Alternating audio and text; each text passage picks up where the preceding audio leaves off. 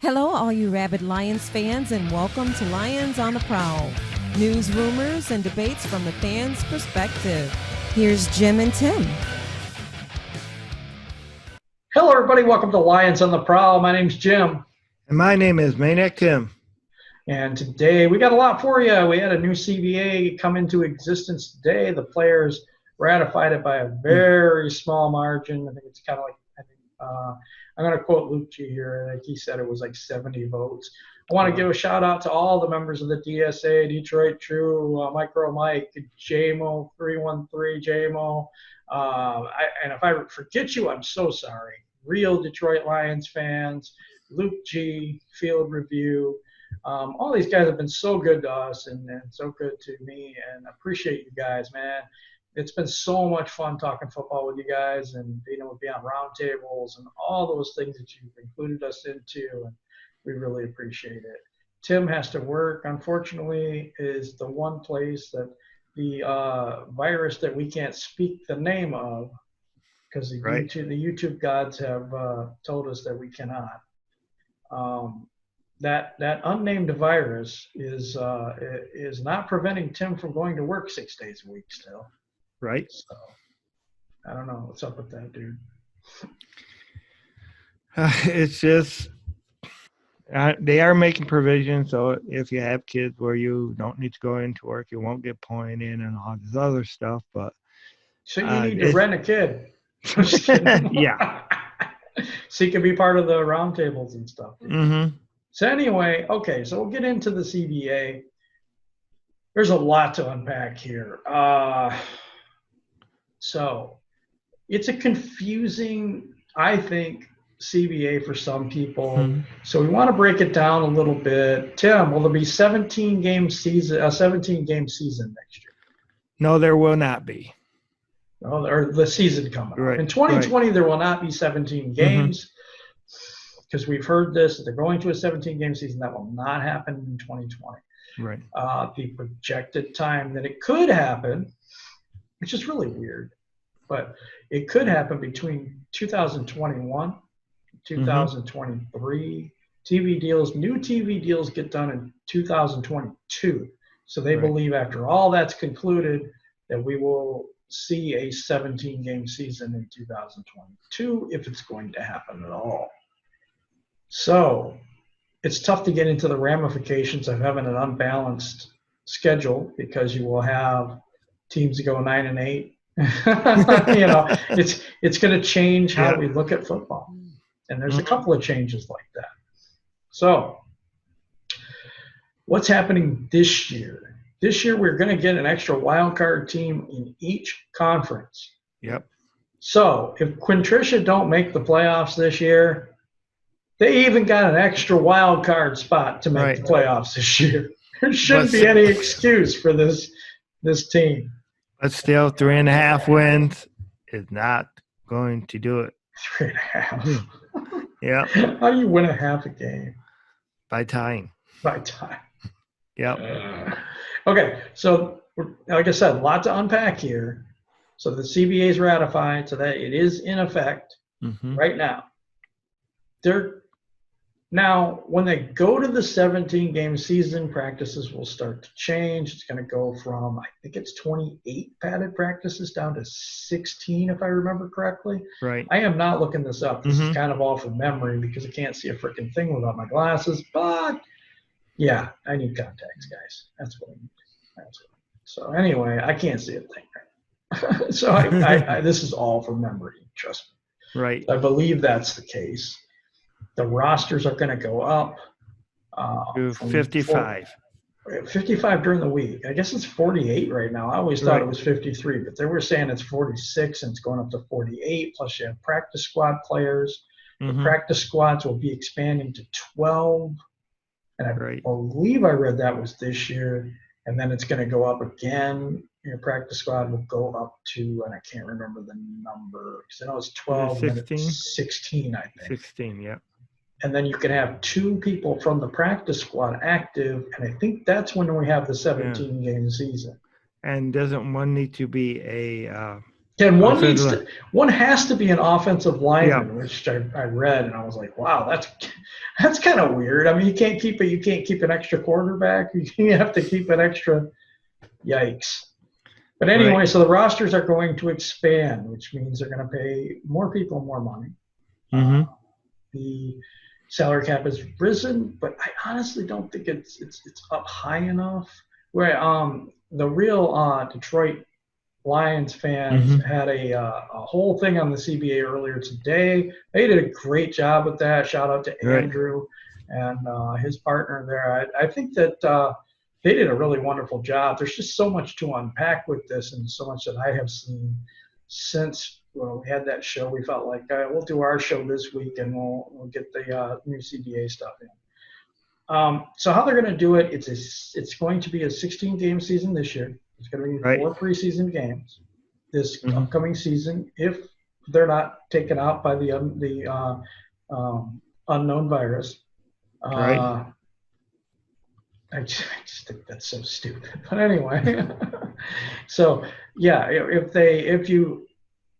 be that. So it's going to be like a Mm-hmm. normal season, except for the fact that one more wild card spot for each conference. Right. And also, there's no more 2 bye weeks. So the top seeded team gets a bye week, Mm-hmm. right? And of each conference, and that's it. Right. That's all it is.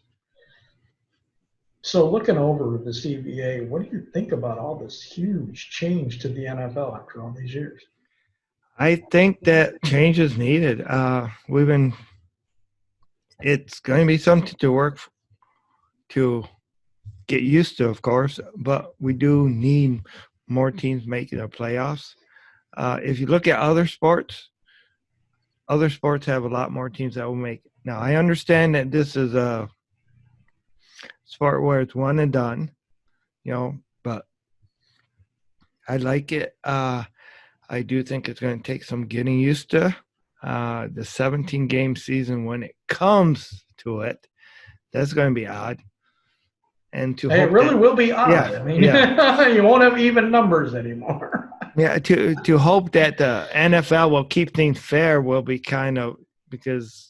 Yeah, they're suspect with that already. Right. Mm-hmm. So another thing coming out of this is that the players will have a share in the gambling, in the betting. I don't know how that's working really, but I remember that they're going to get a portion of the proceeds from betting. Oh, wow. Because betting's legal now. Yeah. So yeah, we're just in unprecedented times. Yeah. Also, I got to say this. We talk about the Lions getting screwed over and over again. Mm-hmm. Yep. Wide receiver Josh Gordon, who has been busted over and over and over again for marijuana use. Right. He's got to be thinking, what the hell? I know in the new CBA, you won't get suspended for marijuana. Right. And his whole career, he's getting tested and not being able to pass for that particularly. I think it's been more than that. I don't know if it's been more than that, but you just thought of him right away. I'm like, oh my God, dude. Calvin Johnson came out and said he did it every week, and they never caught him. Right. So I don't know. I think the testing system's flawed and a lot of this stuff, and I'm glad it's out. I'll be honest. I'm glad it's out. People, they need it for the pain, and I think we might have longevity of players being increased by this, actually. Right. It's just a lot of stuff to unpack, though. Like I said, lots of stuff. The marijuana, I'm not going to say legalization, but they're just not going to suspend for it anymore. Mm-hmm. I don't know if there's going to be fines or whatnot or anything like that. I don't really know. Well, baseball did basically the same thing, where it's they're not going to be testing. It's not going to be an illegal substance in baseball. Wow. So, and this is kind of the way the world is going. So yeah. And when I remember a couple of years ago, I seen NFL Films had a special on marijuana. A special report on it where it showed that as far as for pain and the players helping them cope with it, it was a lot better than the opiates.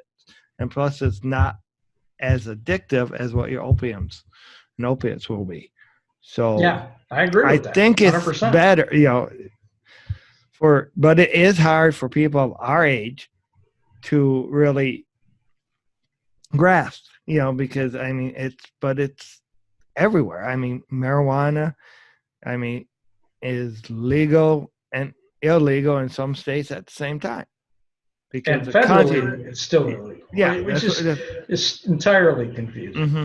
Well, let's go back to the CBA. Yes. So 17-game season, not till next year, but also in that. Now, this is if I read that right, which I'm Mm-hmm. trying to make sure. I'm trying to fact check myself. It will only be a 3-game preseason Right. with a bye week for the 4th week. Mm-hmm. Gives them a week off before the 17-game season starts. Right. So they're only allowed to have padded practices for 14 games, Mm-hmm. and then there's 11 can be used in the first 11 games, Right. and then sporadically whenever you want to use the last 3. And they're thinking that this is going to help save on player safety and all this stuff. Wow, I don't know. It seems the less padded practices we've had, the more injuries we've had. Right. I don't know if there is a correlation between the Mm-hmm. two, or it's the turf, or what it is, but injuries decimate a lot of teams. Yep. And I've not seen them get better. I've seen it get worse. Yep. Well, it's conditioning. If you're using practices as conditioning, because that's the closest you can come to game performances by having the padded practice. So I don't know. It just seems like it would hurt. You could see, but then on the other hand, like you say, the wear and tear on the players' bodies. But if you're, is it better to be in better condition? As far as for having them, or is a cure worse than the disease? Yeah. Basically, is what I'm saying. Right. So when it goes to a 17-game season as well, the players would get an extra check, for game checks because, of course, there's going to be an extra game there, which is totally understandable. Right. If I'm missing anything, you guys, please let us know. Drop a comment below. We're not doing this one live today, but you can still drop a comment and we'll comment back and stuff like that. Just there's so much to this thing. It's 10 years long. Yep. 10 years of labor peace, I guess, because we lived through a strike in the NFL and scab players and all this stuff. So I'm kind of happy that it's a longer term deal, but I'm not sure I like the deal. And there's some things I really don't like about this CBA, but it's going to change the way we look at football. Yeah, it is. It really is, because the 17-game season, if it comes in 2022, now there's an odd game. Yeah. There's an odd home and away game.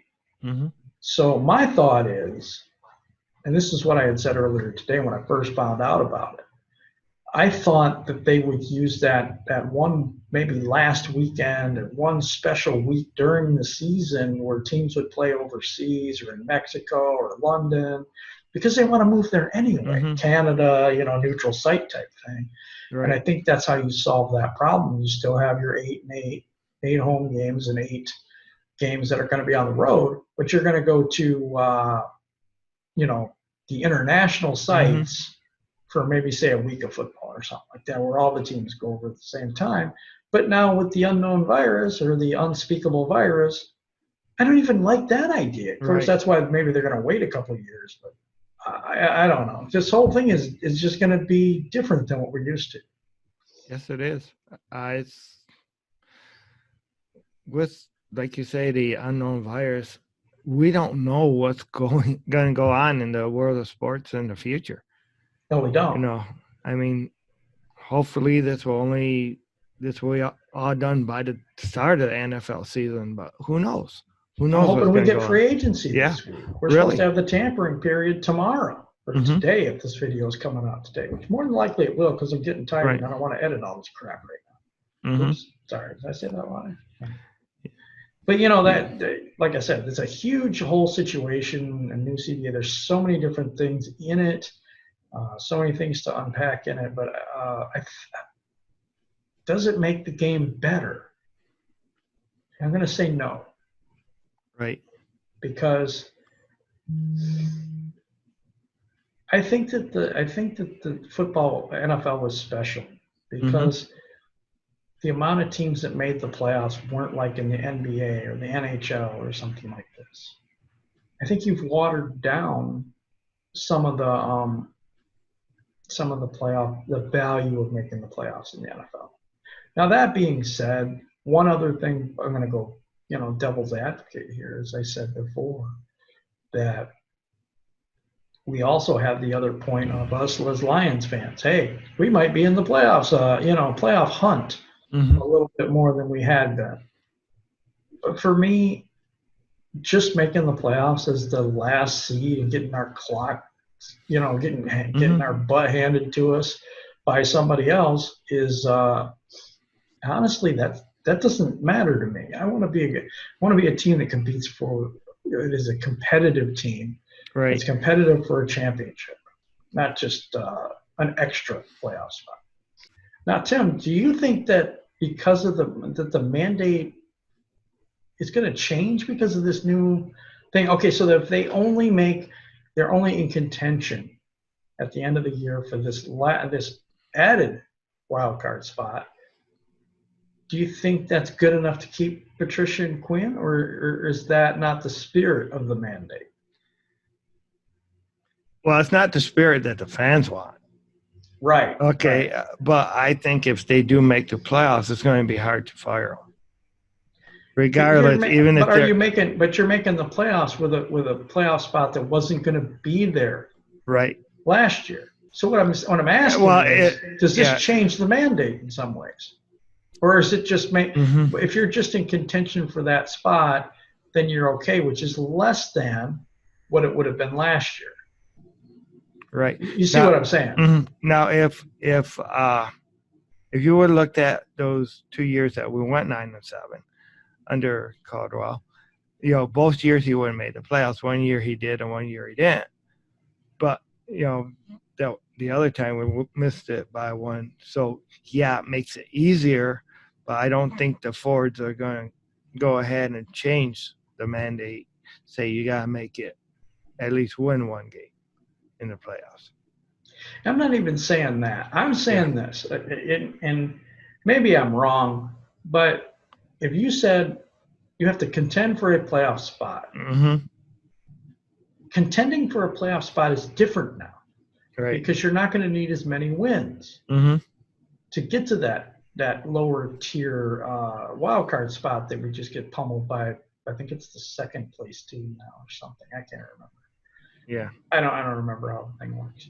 But if we get the bottom tier wild card spot, that new one, is that, or we're even just contending for that, is that good enough? I mean, are we going to be 7-9 and still in contention for this new playoff spot? Does that work for you? It doesn't work for me. It doesn't. I mean, yes, it'll be like we wasn't as good as we were before when they got rid of the former coach. Yeah, but so it doesn't work for me. It doesn't. It does not work for me in the sense where you're not getting better, being a competitive team as far as for actually winning to change. Because they did make it easier. I mean, what do you think, guys? Do you think that changing the mandate or being a little more clear on the mandate is something the Ford family has to do now? I do. Or you do? Okay. I do. I don't know. I mean, it kind of depends, because you look at like the winner of what was it, the NFC East, and they were like under 500 or something, or but they won the division, so they're in. Is that the same thing that's going to be acceptable for us now? Is Is 6-10? Nah, I don't think 6-10 to get in. 7-9 could, Right. depending. Would Yeah. a 7-9 team? Well, actually, that's an improvement anyway Mhm. over what he's done. But a 7-9 team that barely makes the playoffs, or what if we're like kind of close, but we end up 6-10 again? But we were close to the playoff spot because now the playoff spot you could get in at like 7-9 or something with this new wild card Yeah. thing. Now, I think even before this new wild card was added, I think they needed to clarify what they actually meant by contending. Well, yeah, they What is contending that? for the playoffs. I mean, like Right. if they don't make it, it'd be like the last Right. week or so where they don't make it, so they're right Mhm. down to the wire on it. Right. That's Mhm. something that I think that's the spirit of the mandate. Right. And if the mandate is even is to be taken seriously, then they should come out and clarify because of the new wild card spot. I just want to know what Yeah. you guys think about that. Does it change anything in your mind of what Quinn and Patricia have to do this year as a record? Because we weren't talking about record. We were talking about contending for a playoff spot. Now that it's easier to make the playoffs, do you guys see that the mandate maybe needs to be changed or clarified? So that's a question I'll propose to the audience too. So you can just post your comment down below. If you're listening on Spotify or any of those, you can email us at lionsontheprowl 14 That's lionsontheprowl14 or the Lions on the Prowl Facebook group. You can message us there as well. So just options if you want to talk about that topic. Okay. I don't know that we covered. Go ahead. Okay, I have a question for you. If you were to give them a mandate as far as to keep them, what would your mandate be? I wouldn't. I think the mandate is the worst idea in the entire world. Okay. Here's why. Yes, you have to hold them accountable. Right. But I wouldn't have held them accountable publicly. Because here's what it does. If they are trying to build something here, right, you have to give it time to build a little bit, okay? So if they say they wanted to take a quarterback with third pick, say, just because I'm going to say it, I'm not saying Tua because I don't want to. I'm just being honest, too injury prone. Say something weird happens and all of a sudden at number one we got an anomaly. So the Bengals go and they pick somebody other than Joe Burrow, which is not going to happen. But just say, and then he dropped to us at 3. Do you think that they would let him pick that pick because of the mandate this year? There are things that we're not going to do to build the future of this team because of the mandate. So I wouldn't have done it.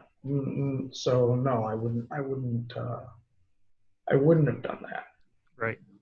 But if they're going another season and nothing's changing and they just keep, making more holes for this team and filling with lesser players or players that are not as good or, stuff like that and making this team worse and worse and worse, then no, I would let go. I'd let go of them. So what would their record need to be this year for you to keep them? 10-6. 10-6. Okay. 10-6. Yeah, that's me though. Right. Bob Quinn has had 5 years to build this team and went over that. Right. Patricia hasn't had that long. It was his 3rd year, right? So it's like, but the team isn't getting better. It's getting worse. Okay, and yeah, we can blame injuries, and I agree with that. I think injuries really hurt them last year. I think that's why they got the extra year.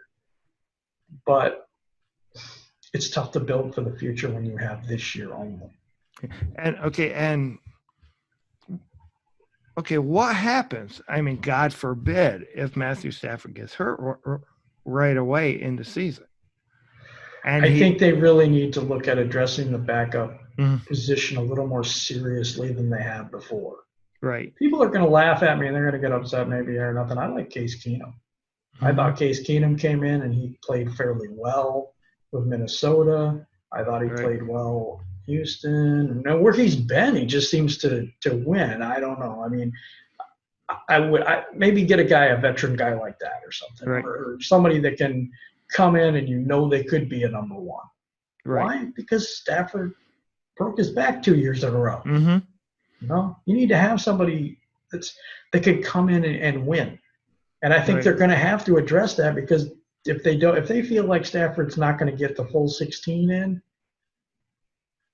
I don't know. You have to get a backup quarterback, because Right. the win now mandate is like, hey, you got to go a certain 10-6 or whatever. So I think we have to have somebody I don't think is going to compete with Stafford for the starting job, Mm-hmm. but could go in and be serviceable and win you games. Right. We've seen that the two guys that they had, Driscoll and Blau, even though they didn't perform terribly, it wasn't enough to win games. Right. So maybe we need a little more experience at the backup quarterback position. We have so many holes in this team, it's like Swiss cheese right now. That's true. So it's difficult. Speaking of which, the Lions just said bye-bye to Rick Wagner, who is our right tackle. If you watched the show before, I have said this is a move I would have made. Mm-hmm. But letting Glasgow walk, don't get me wrong, he's not an all-pro. And you know what? If you're going to try to replace him with somebody better, okay, I'm all for it. Right.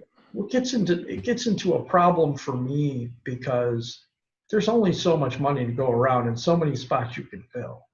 Mm-hmm. And what this team usually does is they fill it with talent that's a little worse than the talent before. Now, I get a flack for that, because I don't think this team – some people think this team is more talented than the team they inherited. I don't think that. I just don't. There's no evidence to support that, because of the fact the wins and loss record. And that's the bottom line, Mm-hmm. Are they being coached well? Because this is the thing, too. This team, if it has the talent, is it being coached well? I would say no right off the bat. I'm not a Patricia guy. I'm not the New England Patriot way guy. I think we need to find the Lions way. And, I do. I just think that we only got one more year of Patricia and Quinn under what I think. Because I don't think they're going to get this disaster of a situation fixed in time for them to win that many games. Right. I just don't. So, Rick Wagner, thoughts on him? What do you think about? What did you think about the move getting rid of him? Well, it's like you said, is who are they going to replace him with? Now, of course, it does cause getting, paying somebody else, but of course we're not paying him anymore. But in the past, the Lions have not replaced players. We actually will be paying him more, because there's going to be dead money on his contract. Right. So we will still be paying him. I think we saved $6.1 million this year, and then he does a cap hit next year and stuff. And so, yeah. My theory on this now, that I've really been trying to pay attention to what they're doing, I would not be shocked if Terrell Crosby was our new starting right tackle. Okay. And not that I'm a big fan of that. Mm-hmm. I don't think he's that great. But I don't know if they're going to put money into the position. There's so many positions to fill. Is he? He's not better than. They're not building it. Not really. I mean, I don't think he is. He's younger. Mm-hmm. I mean, I don't think he has great feet. Right. I don't think he moves well laterally. That's a problem for me. I don't know. Right. I'm not sold on Crosby, let me put it that way. I don't think he's absolute garbage, but kind of close. You know what I'm saying? I just don't think he's that great. But you don't think he's definitely upgrade? At least from what it's tough to see where they've upgraded. Right. That's my problem with this entire team. They create holes, but they don't fill them with anybody. Right. It's good enough. And you gave Danny Amendola $6.1 million. Do I like Amendola? Yes, but not for $6.1 million. Right. I think it was six or 6.1, something like that. And that's 1 year, right? Yeah. I think it's 1 year. Pretty sure it's 1 Mm-hmm. year. We're gonna get a lot of 1 year deals because that's what this team does. Yeah, it is. It does. We get filler players and we fill all the holes with these filler guys. But they're not filling the holes right. They're not. But they're not. they're not making the team. Long-term solutions. Yeah, right. And they're not. And even the year that they're there, they're not making the team better. The wins are not there to support the way they're building this team. Right. I mean, the wins. Caldwell's wins, the way he was building the team was a hell of a lot better than what Patricia. But Mayhew was building the team. Right. Well, general managers are building the team. Yeah. But okay. In this situation, I think they're both together on it. Mm-hmm. I tie them together with it. Right. But for most organizations, the general manager picks up the players and the coach coaches them, and that's the way it is. Yeah. Unless you have a situation where the coach is the GM and all that. So we've gone over offensive line is in shambles, basically. You have Ragnow and I don't really think Decker's that great either. So we have Ragnow. Yeah. Pretty much. Offensive guard, we're going to have Joe Dahl. Just look for this stuff. I'm telling you now. Joe Dahl will be a starter. Yeah. I think that we're going to that guy, and I can't say his last name, Bo Benshaw, something like that. Mm-hmm. Look for him to compete for a starting spot. Okay. Or we're going to we've already got one injured guy from San Francisco. Maybe he'll compete for that guard spot, On the bench, offensive tackle, we'll look at Crosby and might get somebody else. I don't know. But all these big name free agents that I want, Conklin and Tooney and all these guys, we can't afford all those players. We can afford a couple, but then you have no defensive tackles. There's only so many needs you can address. So I think we're going to have a lot of second tier guys. Mm-hmm. So this is a prediction, guys. So we're going to have a lot of second tier guys. We're going to have a lot of draft picks starting from before. We're going to have a lot of this is just what I see. I don't see the big splash, and it's possible that we get that. We're talking, okay, look at the wish list. Byron Jones, all right, as a corner. Right. Yeah. We're looking at Hargraves, I can't remember. Javon Hargrave from Pittsburgh, possible. Right. DJ Reader from Houston. So that's another defensive tackle possibility, right? Right. Got all these guys that you think, that would be an upgrade. Conklin, Tooney, the right tackle, left guard. Okay. Or even right guard and moved all over the other spot. I mean, whatever works. All I'm saying is that probably won't happen. Right. Because you can't afford it. And they spend on certain players. And we had a lot of players we got last year. Right. A lot of players last year. Jesse James, Justin Coleman, all of C.J. Anderson, who's not on the team anymore. Rashad Melvin, Jay Anderson, all these guys that we brought in last year's free agency that we thought, oh my gosh, we're going to be really good this year. Not really. Yeah. So I don't look for them to get maybe one or two of the big free agents, and then we're looking at probably the second or third tier free agents. And then we'll try to build in free agency and see where that leaves us. Because there's a lot of times that this team has gone into the season without a starting something or another. That we're looking at the team like, are they ever going to address this issue here? And a lot of times they don't. Yeah, I mean, like, or they wait for waiver wire cuts and stuff like that, and replace people with like that garbage. But they've done that a few years now, and some of those people haven't been bad. Aquara had a couple of years that he was pretty good. He wasn't great last year, but you picking up, Yeah. My whole contention is, though, that we're just average. Yep. And we're not. How are we going to get better, though? And that's they don't seem to be making it play. There's no real good plan that they got to make us better. The only thing I can You see make is if we can build this team, and I don't think Patricia and Quinn are the people to do it. right, Just right. letting you know, this is not what I believe. But if you can make your football team where there are certain players that are role players, Mm-hmm. there are certain players that may only fit your defense, your scheme. I look back to Seattle before they built the Legion of Boom and before they had all these. So they took a third round quarterback from Russell Wilson Right, that nobody thought was going to be that great. right.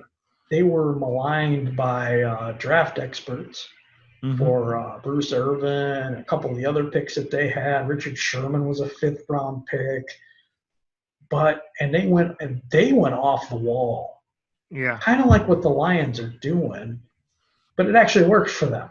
It didn't work for us, but I think we have to build something in Detroit that's Detroit's own. Mm-hmm. We come up with our own system, right? Yeah. They came up with the big corners and in that secondary, and then they got a quarterback in the third round, which allowed them to get a bunch of defensive guys and pay pretty good price for defensive line, linebacker help, and all that stuff. Marshawn Lynch and the good running game and good offensive line with Kuhn was drafted there, a couple other guys.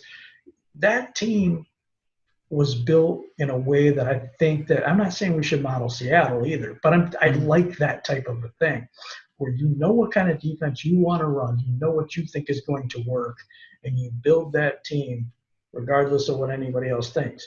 Right. I think that that's what they tried to do here, Mm-hmm. but it just hasn't worked out. Right. Now, would you, if the Lions could do it, and I don't care whatever regime could do it, but would you be in favor of them being bad for quite a few years afterwards if they went ahead and mortgaged it and brought in the players to actually be real contenders? Didn't we just For like a year or two? Wait.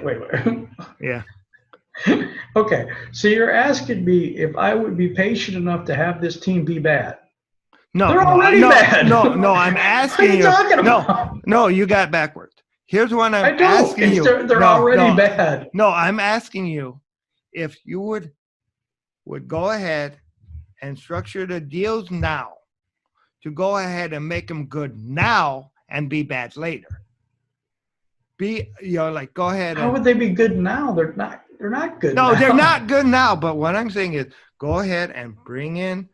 You go ahead and you structure the contracts. You would have to give me a better plan than that because I don't know what you're talking about. Okay, what I'm talking about? If you could go ahead and get fill in these, get the offensive line and stuff like that, the defensive line and all this other stuff, but structure their deals, and you're not going to be able to keep them throughout for the next 10 years. Okay. So mortgaging your future as far as for winning now. No. Okay. Absolutely not. Not with this coach. And what was the first time? What was the first part of my question? If it wasn't even you said this win year, now, which is this year. This year. I said under. I said under. Even if it's not under this regime, which okay, so that's next year then, right? Right, next year or whatever. My answer then. Okay, if you let me answer your question, my answer would be hell no. Okay. And here's the reason why. Mm-hmm. Because when you're building the team, you have to hit on draft picks. You have to get more draft picks to hit on more draft picks. So, no, I wouldn't mortgage our future to get a bunch of people in here that we think might help us win now when I don't think that would happen in the first place because you have a first-year coach and a new system and all those things that work against you for building it that way. I think you build through the draft, you get the players that you need for your defense and your offense, and you just can't miss in the draft. That's what they keep doing. That's the problem. They keep missing in the draft. They keep, letting players go that they've drafted and are decent players, and they just let them go. You have to build your interior line, your exterior, your defensive line, offensive line. That has to be built through the draft. At least that's the way I would build it. Okay, so I'm building every year. I'm trying to get my trenches right. Because other than that, we are going to be bad, right? You have to get players.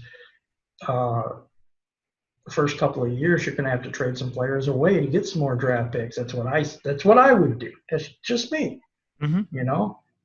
But if we're going to tear this thing down, which I think is almost necessary at this point, yeah, I would build my trenches through the draft. I would try to add free agents that make sense for the team, not overpaying people, and knowing that we're not going to be great, that we have to keep building that way. And once those players become better players, that we get some star players out of the draft instead of just average players. Kenny Galladay could be a star player. Frank Ragnow could be a really, really good center, but you haven't hit on that every year to me. You got Jared Davis, who I don't think is great. You got, over and over again where we picked all these other guys that we haven't either kept or we just haven't developed well. And so I think we continue to build through the draft, get the young guys. Why? Because you get players then that are going to grow with the other players on your team and become stars. And then you can have the free agents that are the free agency is icing on the cake. It shouldn't be to plug holes. It should be like the icing on the cake type thing, like where you've got a good team already. But if you had this piece and this piece, this puts you over the top.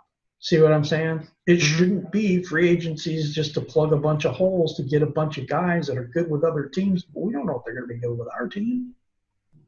You build your team through the draft. You get the players on the rookie salaries so that you can get other players, that make sense. Not to me, to be honest, this has been built kind of, I don't know, weird to me. So that, no, I wouldn't go all in for one season, because I think you can build a winner not just 1 year.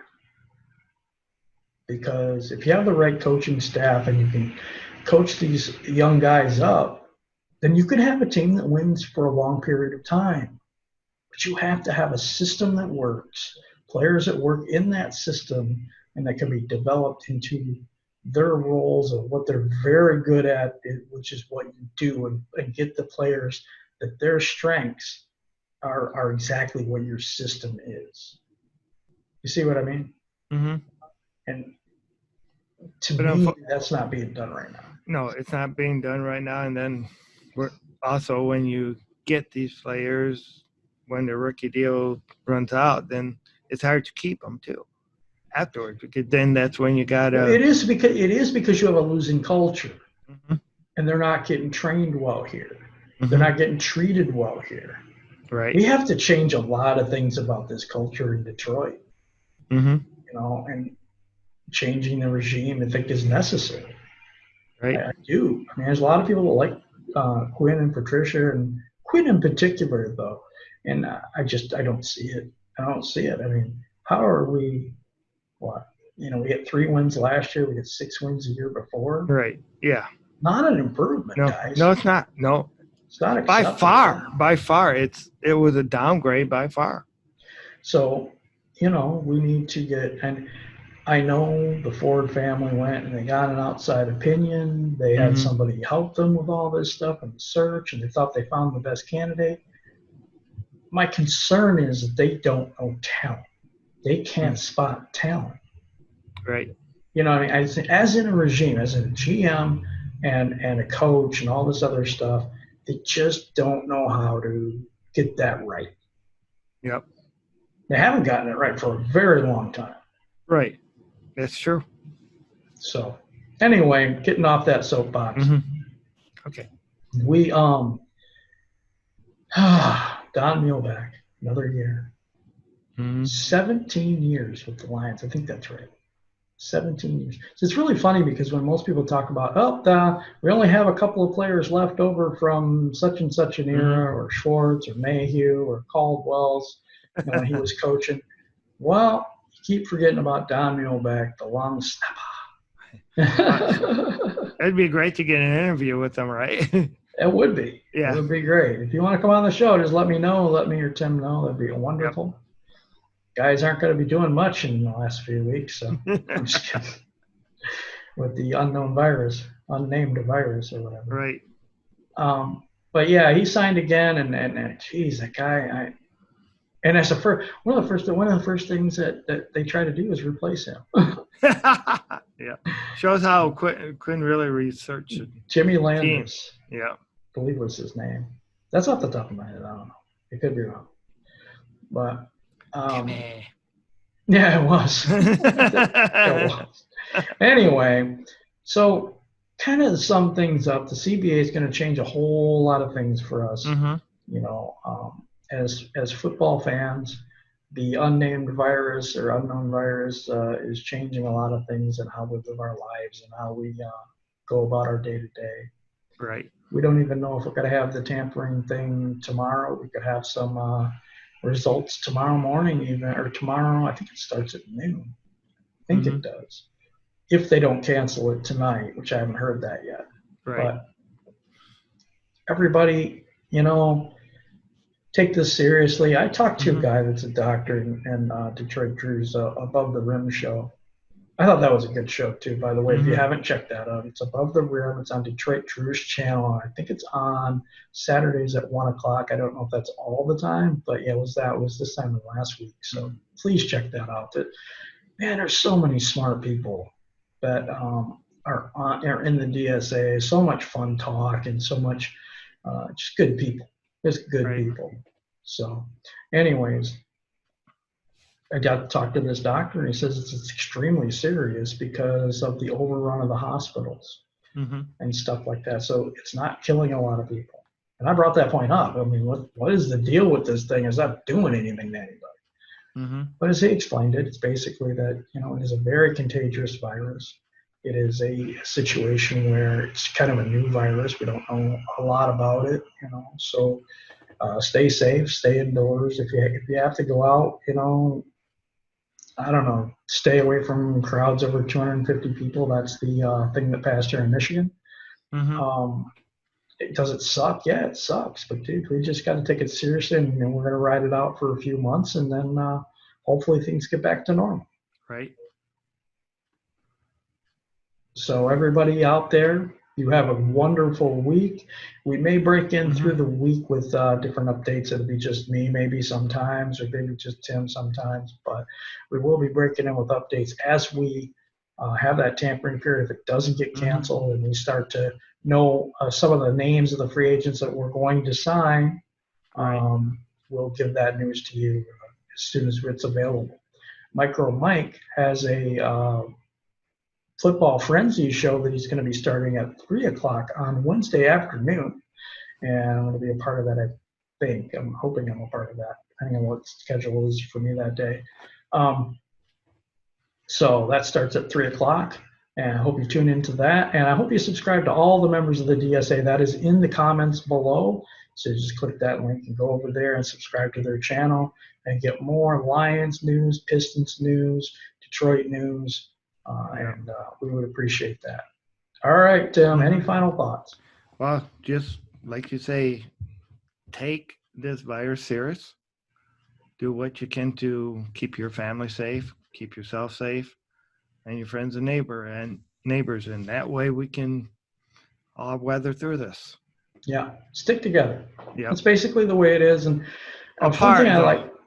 Well, you know what I mean. Yeah, support each other. Yeah, this is why we joined the DSA and talk about it a lot, because it's a group of people that are passionate about sports, and they're passionate about their Lions and their Pistons and everything. But moreover, it's a group of people that actually have a big heart for other people and care about each other. And that's one of the things that I think, even though their content is amazing, but just the people are really amazing too. So big shout out to 313 JMO, Luke G, Micro Mike, the real Lions fans. I hope I'm saying that right. I might mess that up. I'm sorry because I'm new. So if I'm missing anybody, you can just yell at me in the comments or something, and I'll fix that. I'm sorry. But all right, Tim, take us home. All right. Well, remember, go Lions. Lions on Pro. Detroit Lions, one pride. One pride.